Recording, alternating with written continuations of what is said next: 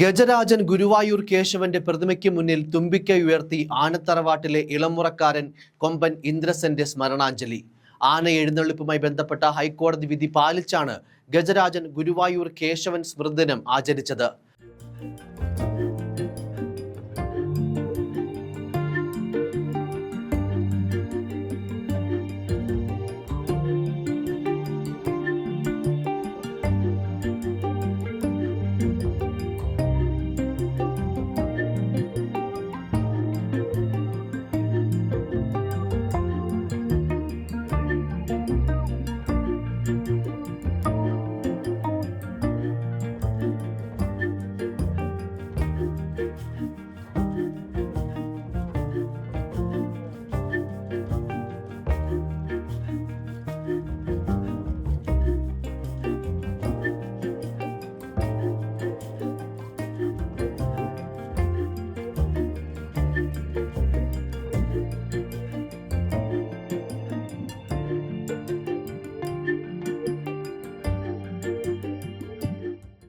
ഇന്ന് രാവിലെ 6:30 തിരുവെങ്കടത്ത് നിന്നുമാണ് ഗജരാജൻ ഗുരുവായൂർ കേശവന്റെ ഛായാചിത്രവും വഹിച്ചുകൊണ്ടുള്ള ഗജഘോഷയാത്ര ആരംഭിച്ചത്.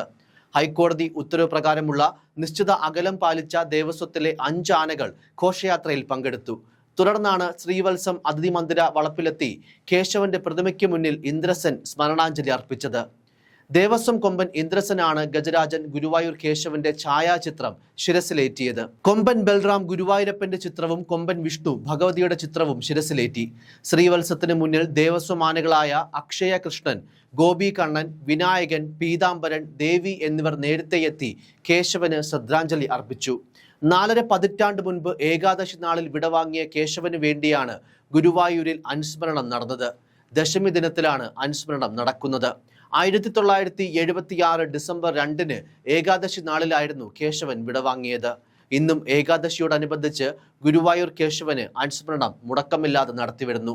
ഭക്തിസാന്ദ്രമായ വൈകാരികമായ കാഴ്ചയ്ക്കാണ് ആയിരങ്ങൾ സാക്ഷ്യം വഹിച്ചത്. നിരവധി പേരാണ് ചടങ്ങിൽ പങ്കെടുക്കാനെത്തിയത്. 15ലേറെ ആനകൾ തിരുവെങ്കടത്ത് നിന്ന് ഘോഷയാത്രയായി എത്തി ക്ഷേത്രക്കുളം വലം വെച്ച് അനുസ്മരണ ചടങ്ങിൽ പങ്കെടുക്കുന്നതായിരുന്നു കാലങ്ങളായി അനുഷ്ഠിച്ചു വരുന്ന പതിവ്.